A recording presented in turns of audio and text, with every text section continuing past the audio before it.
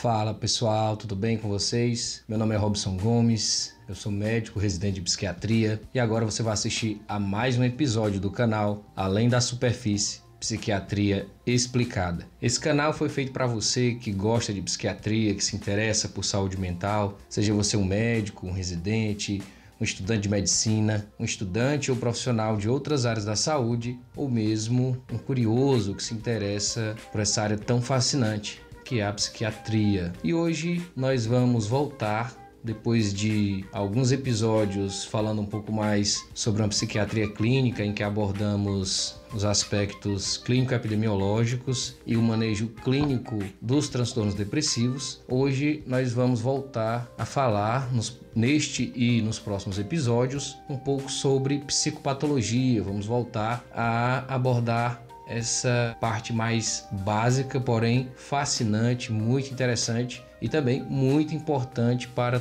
todo bom psiquiatra, para todo bom profissional de saúde mental entender e saber lidar com os pacientes e entender um pouco as suas angústias, o seu sofrimento, numa ótica, num prisma mais aprofundado. E hoje vamos falar sobre uma das funções mentais mais intrigantes que eu considero, que é a senso-percepção. Então, hoje é um daqueles dias em que a gente vai se aprofundar em conceitos como alucinação, ilusão, o que é e quais são as características de uma imagem perceptiva, o que é uma alucinose, o que é uma pseudo-alucinação. Então, muitos desses termos provavelmente vocês já ouviram falar, mas hoje a gente vai se aprofundar um pouco nesse assunto. Então, o que seria a senso-percepção? Que função mental é essa? Primeiro, a gente deve entender que nesse termo senso-percepção, nós temos duas palavras unidas. Nós temos a sensação e a percepção. E o que seria cada uma delas? Então, assim, convenciona-se que a recepção passiva de um estímulo do ambiente, enquanto que a percepção é a compreensão desse estímulo. Vamos lá. Nós interagimos com o mundo através dos sentidos, através da audição, através do olfato, do tato, do paladar, da visão. E os estímulos do mundo exterior estão o tempo inteiro entrando em contato com os nossos órgãos sensoriais e, ao entrar em contato com os nossos órgãos sensoriais, eles estimulam esses receptores e esse simples estímulo dos receptores sensoriais da visão, da audição, do tato, do paladar, as estruturas do mundo exterior, sejam eles estímulos físicos, químicos, biológicos, esse simples estímulo é chamado de sensação. Então a sensação é essa condição passiva em que nós recebemos esses estímulos, enquanto que a percepção é a tomada de consciência desse estímulo. Por exemplo, quando eu olho para esse celular agora, essa câmera que eu estou gravando aqui, a luz que vem desse aparelho, ela entra em contato com os receptores da minha retina, estimula esses receptores e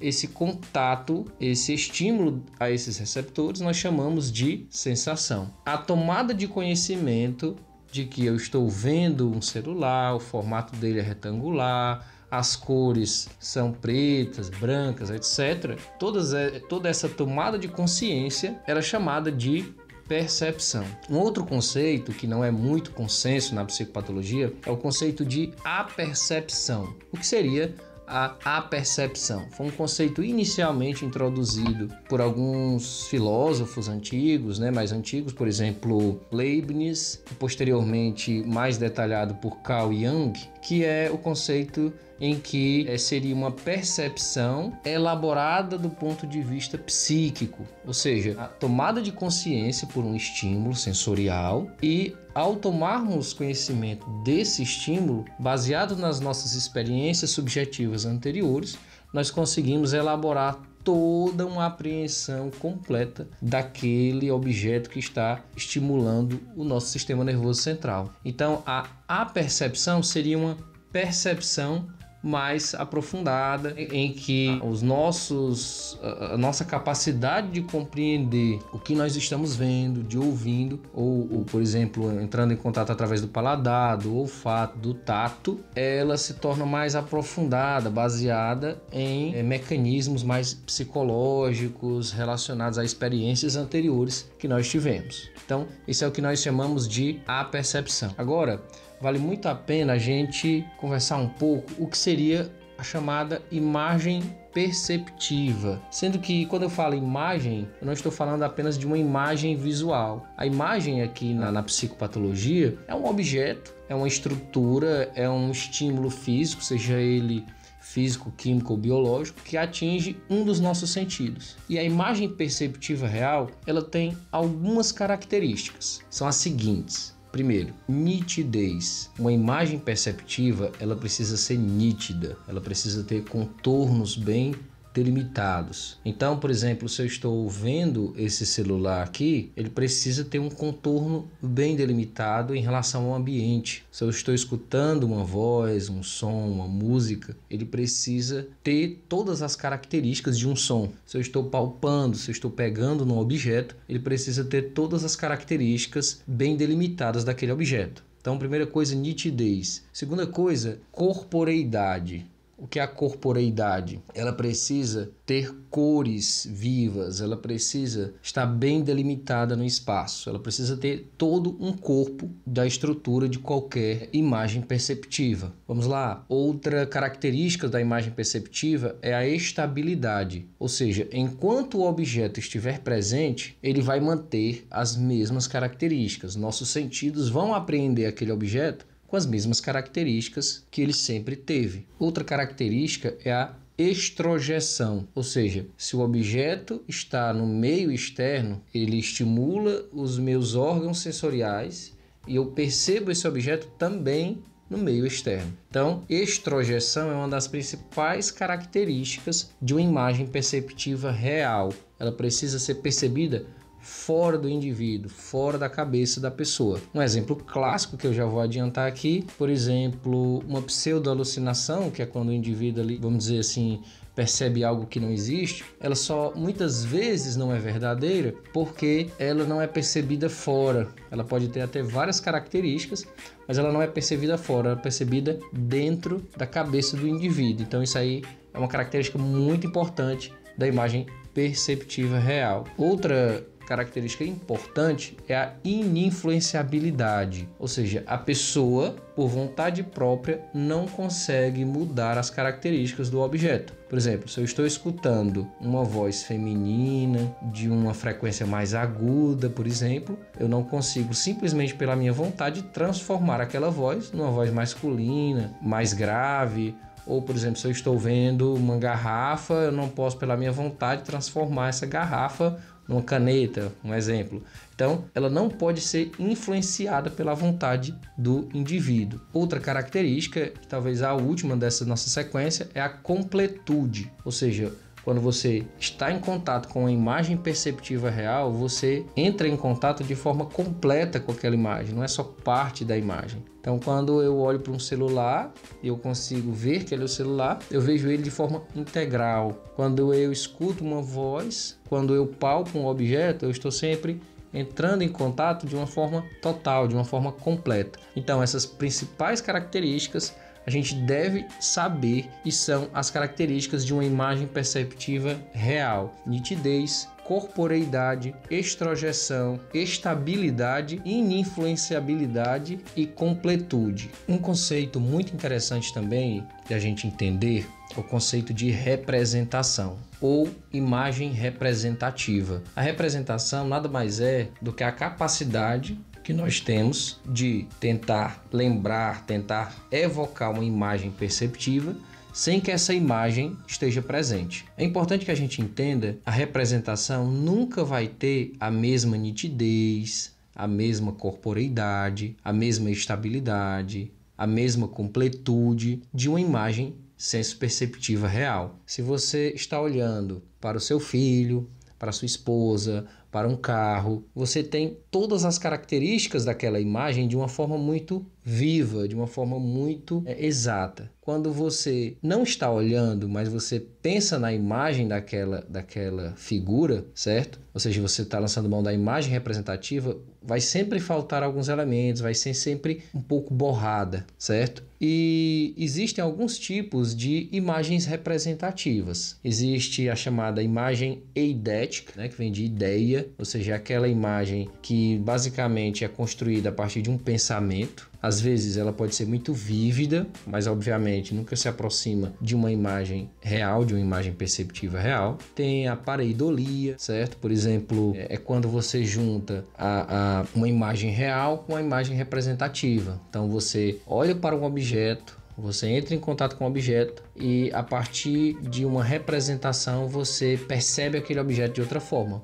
Um exemplo clássico é quando nós somos crianças, olhamos ali para uma nuvem e tentamos dar um sentido de outro formato. Aquela nuvem parece ali com um elefante, parece com um leão. Então, a pareidolia é essa capacidade de, ao entrarmos em contato com uma imagem perceptiva real, a partir de uma representação a gente tenta dar outro sentido para aquela imagem. E outro tipo de imagem representativa é a imaginação, certo? Que também se aproxima muito da fantasia, que é a capacidade de, a partir de memórias antigas e adicionando outros elementos criativos, a gente consiga criar estruturas de imagem, estruturas imaginativas para tentar construir uma nova imagem. Então, essas são as imagens representativas. Lembrando que elas nunca vão ter as mesmas características de uma imagem senso-perceptiva real. Tendo definido esses conceitos iniciais, vamos agora entender um pouco sobre as alterações da senso-percepção.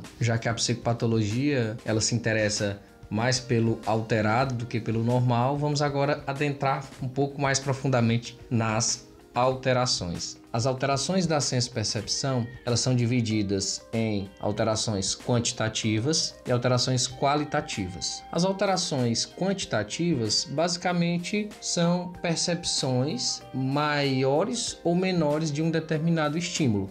Por exemplo, se você está vendo as cores muito mais vívidas, muito mais intensas do que elas realmente são, você está tendo uma alteração quantitativa da visão. Se você está escutando um som, uma voz, uma música, por exemplo, ou um barulho qualquer de uma forma muito mais vívida, você está, por exemplo, a gente chama de hipercusia, né? Se você está, por exemplo, sentindo um cheiro ou sentindo um sabor de uma forma muito mais intensa, então você está tendo uma alteração para mais. As alterações da senso-percepção para mais, por exemplo, o tato muito mais aguçado, por exemplo, que a gente chama de hiperestesia, elas acontecem principalmente em contexto de intoxicações por alucinógenos, cocaína, maconha, LSD, ayahuasca, né, que é usado nesses rituais, por exemplo, da união do vegetal, o Santo Daime. E esse contato do sistema nervoso central com esses alucinógenos faz com que essas alterações para mais da senso-percepção sejam relativamente comuns. As alterações para menos da senso-percepção, elas, por exemplo, quando você escuta menos, a gente chama de hipoacusia. Quando você sente, está com a sensibilidade reduzida no tato, a gente chama de hipoestesia e assim por diante. Existem inúmeras causas que podem diminuir ou abolir as sensações, e essas causas vão desde causas neurológicas, causas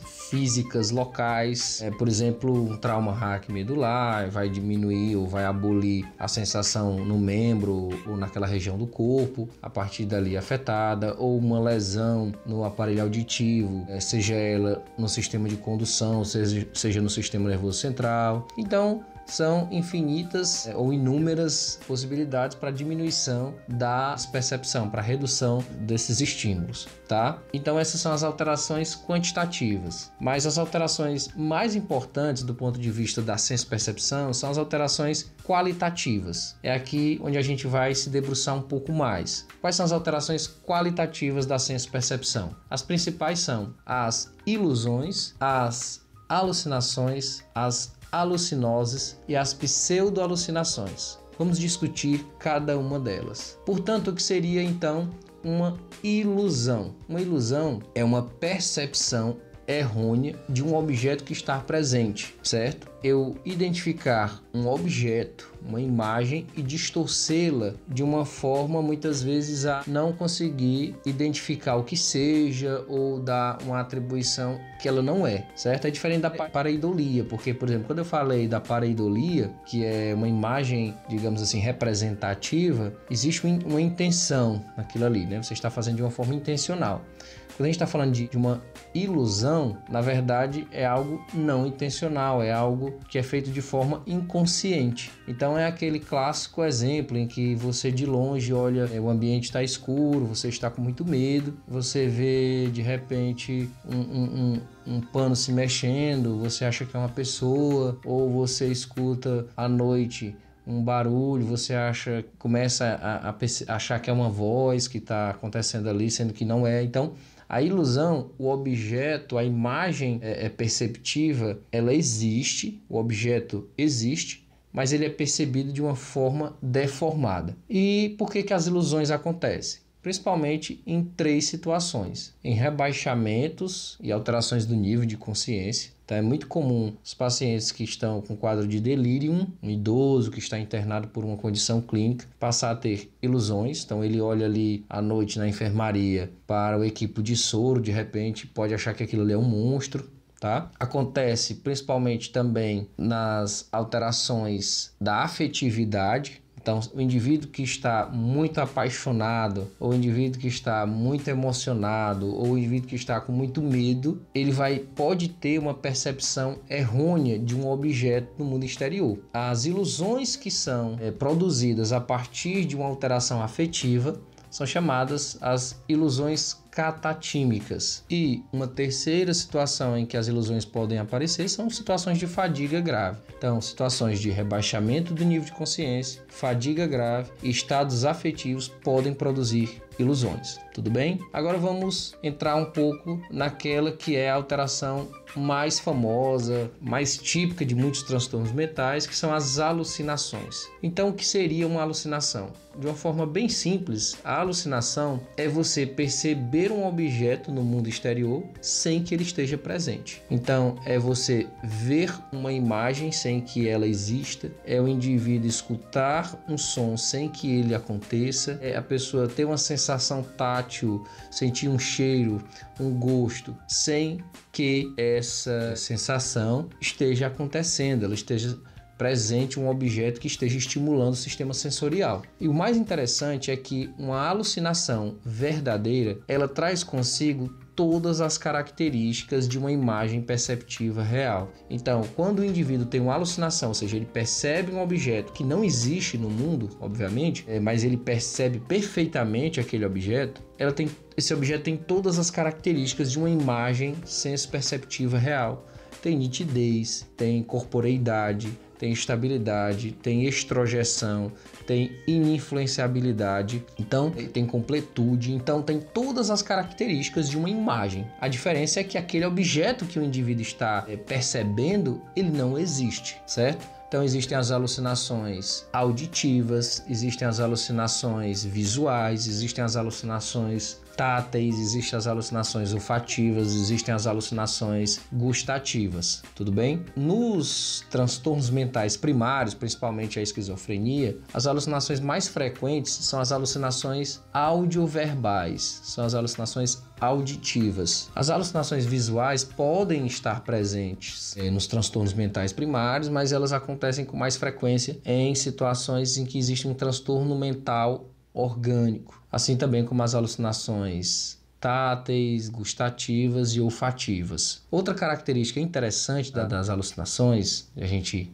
discutir, é que até 10% da população normal, da população sem transtorno mental, pode experimentar uma alucinação ao longo da vida, tá? Obviamente, um percentual dessas pessoas pode ter uma tendência a desenvolver uma síndrome ou um transtorno psicótico, mas um percentual é absurdamente normal e vai experimentar uma alucinação. Muitas vezes em condições de estresse, de ansiedade, de medo intenso, de privação de sono, ou alucinações que estão relacionadas ali ao início do sono ou ao acordar Então as alucinações elas podem sim estar presentes em populações normais. Então vamos agora detalhar cada um dos tipos principais de alucinações. Existem muitos detalhes relacionados aos tipos de alucinações, mas a gente vai tentar abordar os principais. As alucinações auditivas. As alucinações auditivas são as alucinações mais frequentes nos transtornos mentais primários, principalmente na esquizofrenia. São menos comuns nos transtornos neuropsiquiátricos, ou seja, nos transtornos mentais orgânicos, como demências, delírio, em que as alucinações visuais são mais frequentes, mas podem sim ocorrer também nos transtornos mentais secundários, alguma alteração orgânica ou nos transtornos neuropsiquiátricos. Vamos lá. As alucinações auditivas, elas podem ser simples ou complexas. Simples é quando o indivíduo escuta sons pontuais, uma pancada, um tinnitus, como se fosse uma batida de um sino. Enfim, são alucinações que têm alguma característica mais simples, não tem uma complexidade. Diferente, portanto, das alucinações complexas, auditivas, que tem uma característica, toda uma característica ali de completude, de conteúdo mais delimitado, As alucinações complexas, auditivas, mais comuns são as alucinações audioverbais, são as alucinações de vozes. Então, é muito comum em transtornos mentais primários, principalmente nos transtornos psicóticos, os indivíduos escutarem vozes. E são vozes normalmente de cunho negativo, depreciativo ou persecutório. Pode estar muito presente na esquizofrenia,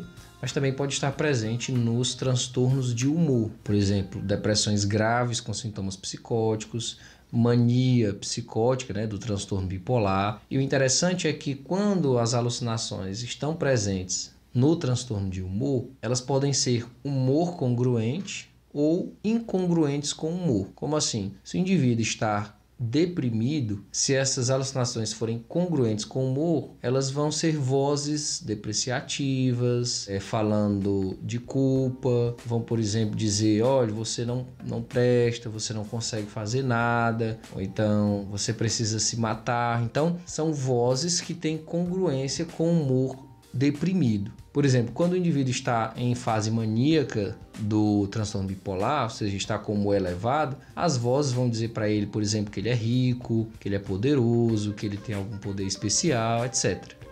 Quando as alucinações são incongruentes com o humor, o que isso quer dizer? Por exemplo, a pessoa está deprimida e escuta vozes de cunho persecutório, dizendo que vai matá-la, dizendo que vai encurralá-la, tramar um plano contra ela. Então, você não espere que o indivíduo deprimido, por exemplo, tenha alucinações de conteúdo persecutório, certo? De cunho persecutório. Ou o indivíduo deprimido tem alucinações de conteúdo de grandeza. Então, normalmente, nos transtornos de humor, os indivíduos têm alucinações que são congruentes com o humor. Quando você tem um transtorno de humor e as alucinações são incongruentes com o humor, você deve levantar a hipótese de que aquela pessoa provavelmente pode não ter um transtorno de humor primário e, de repente, por exemplo, um transtorno esquizoafetivo, em que ele pode ter manifestações de alterações do humor e alterações psicóticas primárias. Outra coisa interessante sobre as alucinações é que existem alguns fenômenos que podem um pouco confundir. Você está falando de delírios ou de alucinações? Se a gente estiver conversando sobre juízo de realidade, sobre pensamento e juízo de realidade, a gente vai entender o que são os delírios. Mas, basicamente, quando, por exemplo, existe aquele fenômeno de publicação do pensamento, ou seja, a pessoa que está ali no transtorno psicótico primário tem a nítida sensação de que o seu pensamento está sendo publicado para todas as outras pessoas ouvirem exteriormente, fica às vezes difícil separar o que é delírio e o que é alucinação. Então a gente pode dizer que o indivíduo tem uma vivência alucinatória delirante. Por quê? Porque fica difícil entender se ele tem a crença de que o pensamento dele está sendo publicado e escutado por outras pessoas, ou se ele de fato escuta os pensamentos e que esses pensamentos são publicados para outras pessoas na forma de vozes. Então é bem interessante esses fenômenos. Existem também as alucinações musicais, em que a pessoa escuta realmente de uma forma clara, bem completa, a presença de músicas que estão ali na memória do indivíduo. Pessoas que têm hipoacusia, principalmente pessoas idosas que estão ali evoluindo para a surdez, podem sim, sem ter um transtorno mental primário e tendo completa insight, completa percepção do que é real e do que não é real, ter uma alucinação musical. Mas a gente pode sim encontrar alucinações musicais em transtornos mentais primários, como esquizofrenia ou uma depressão grave, mas é muito mais raro. É mais comum que as alucinações auditivas do tipo musicais estejam presentes ou em transtornos do sistema nervoso central, tumores cerebrais, demência, ou mesmo uma hipoacusia, né, uma surdez neurosensorial, do que propriamente num transtorno mental primário. Então vamos conversar um pouco também agora sobre as alucinações visuais. As alucinações visuais, elas podem aparecer nos transtornos mentais primários, por exemplo, esquizofrenia, transtornos depressivos com sintomas psicóticos, mania psicótica, nos próprios transtornos de personalidade. O paciente pode ter alucinações visuais, mas é muito comum ou muito mais comum que o indivíduo tenha alucinações visuais em contextos neuropsiquiátricos ou em contextos orgânicos ou na situação de delírio, de demência, certo? Tumores cerebrais, etc. As alucinações visuais, elas podem também ser simples ou complexas. Uma alucinação visual simples são, por exemplo, pontos de luz, manchas escuras na visão, e podem ser causadas desde uma doença ocular, o trajeto da formação da imagem ou na retina, até uma lesão no sistema nervoso central. As alucinações visuais complexas são realmente a identificação de um objeto, de uma imagem, sem que ela esteja lá presente. Por exemplo, a imagem de uma pessoa, de um fantasma, de um objeto, de um animal. Então, essas são as alucinações visuais mais clássicas. Na maioria das vezes, as alucinações visuais, elas são paradas, elas não são móveis, não existe ali uma cena complexa. Existe uma síndrome interessante que é chamada síndrome de Charles Bonnet. O que é isso? Normalmente acomete pessoas idosas que estão com uma perda visual importante, seja por doenças da retina, por exemplo, ou por exemplo catarata também, e essa perda visual, a explicação é que faz com que o córtex visual occipital ele esteja mais ativado, tentando compensar a perda visual, e faz com que o indivíduo possa ver imagens sem que aquela imagem esteja presente, portanto tem uma alucinação visual verdadeira. O interessante é que em mais de 90% dos casos, ou seja, na grande maioria dos casos, a pessoa tem insight, ela tem a real noção de que aquilo que ela está vendo não é real. O interessante é isso, então essa famosa síndrome de Charles Bonnet. Existem também as alucinações visuais chamadas do tipo liliputianas. O que são essas alucinações?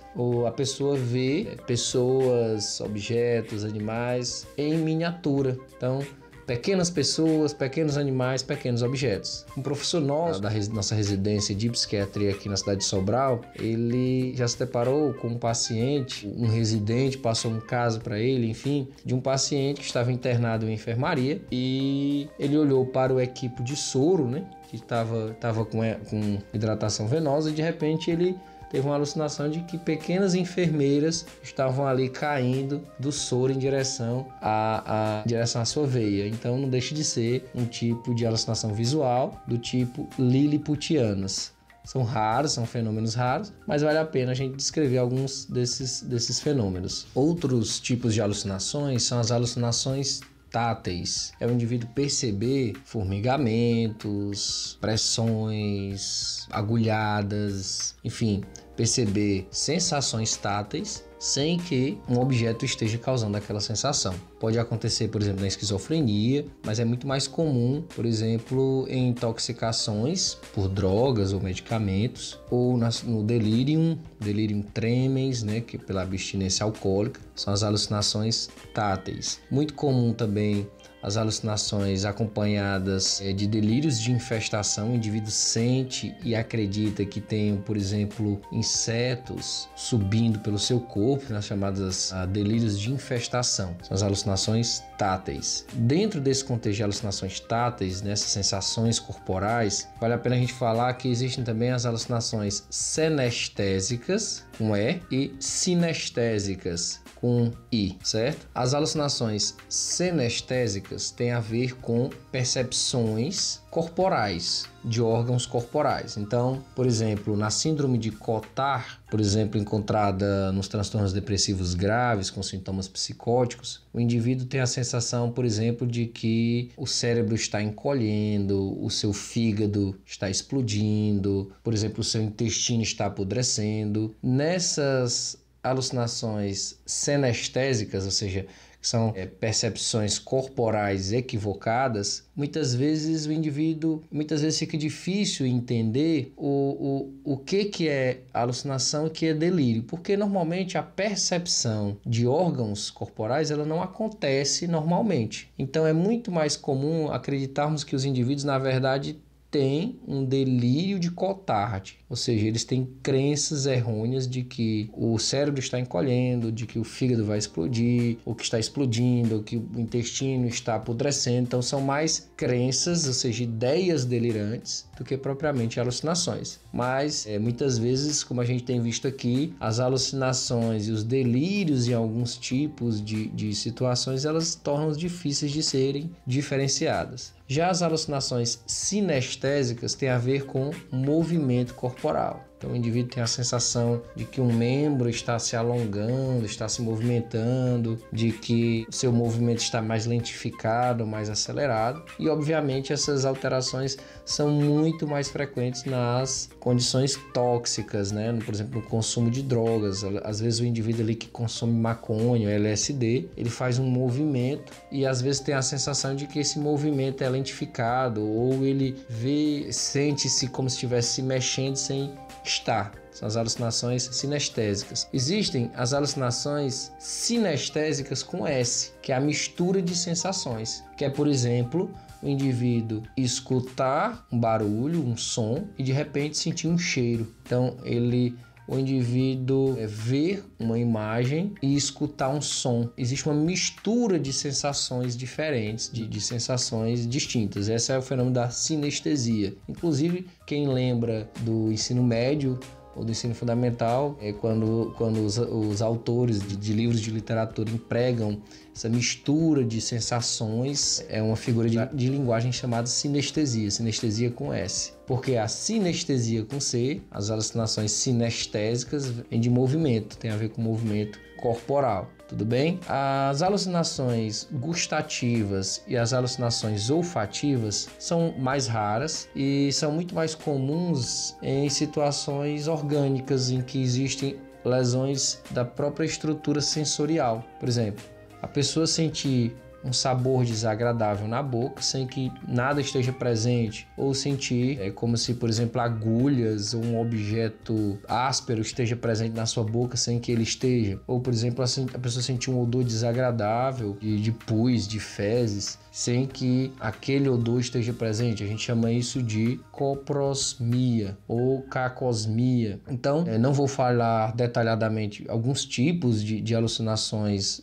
tanto olfativas quanto gustativas, porque foge um pouco aqui do nosso escopo. Abordamos principalmente esses tipos de alucinações mais comuns, que são visuais, auditivas e as táteis. Tudo bem? Passando um pouco desse conceito de alucinação, a gente precisa entender o que é uma alucinose. Uma alucinose, não deixa de ser um tipo de alucinação, mas em um contexto em que o indivíduo tem uma alucinação normalmente visual, e essa alucinação ela tem características vívidas e muitas vezes, na grande maioria das vezes, o indivíduo tem um insight que está tendo aquela visão, certo? A alucinose visual é a mais comum e normalmente está no contexto de intoxicação por substâncias. Então, na alucinose, Você tem a visão de uma muito vívida de algo. Você está vendo um anjo, você vê uma mulher bonita, você vê um animal, né? Uma figura mística ali na sua frente, às vezes se movimentando de uma forma muito vívida, mas você tem insight, você tem a clareza de que aquilo não é real e normalmente é induzido por substâncias. Isso a gente chama de alucinose. Pseudo-alucinação é qualquer percepção de um objeto no mundo exterior, sem ele estar presente, mas que não guarda todas as características de uma alucinação verdadeira. Por exemplo, é muito comum quando a gente está conversando com pacientes depressivos, pacientes que estão gravemente deprimidos, eles, olha, doutor, estou querendo realizar o suicídio porque existe uma voz que está mandando eu realizar esse ato. Quando você vai perguntar algumas características, essa voz é uma voz de homem ou de mulher, é uma voz grave, é uma voz aguda. Muitas vezes a pessoa não sabe dizer bem as características, mas quando você pergunta, por exemplo, é uma voz que está fora da cabeça ou uma voz que está dentro da cabeça? Aí muitas vezes o paciente diz, não, é uma voz dentro da minha cabeça. Ou seja, o que ele está querendo dizer? Ele está querendo dizer que, na verdade, o que ele tem é um pensamento que pede para ele realizar aquele ato, mas que muitas vezes é interpretado como uma voz. Isso é o que a gente chama de pseudo-alucinação. Ou você vê ali um vulto passando, né? Eu vi um vulto passando aqui na minha frente. Não sabe o que é, ele define como vulto, então não tem uma corporeidade, não tem uma nitidez, não tem uma clareza adequada daquilo que está acontecendo. Isso a gente chama de pseudo-alucinação, tá? Então é isso, pessoal. A gente conversou sobre essa função psíquica muito interessante, que é a senso-percepção, e falamos das suas principais características e suas principais alterações. Obviamente, existem muito mais detalhes que poderiam ser falados, mas foge um pouco ao escopo desse canal. Se você gostou, dá um like no vídeo, compartilhe com os amigos. E se você ainda não é inscrito no canal, se inscreve no canal. Então, esse foi mais um episódio do canal Além da Superfície, Psiquiatria Explicada. Muito obrigado a todos que chegaram até aqui e um forte abraço.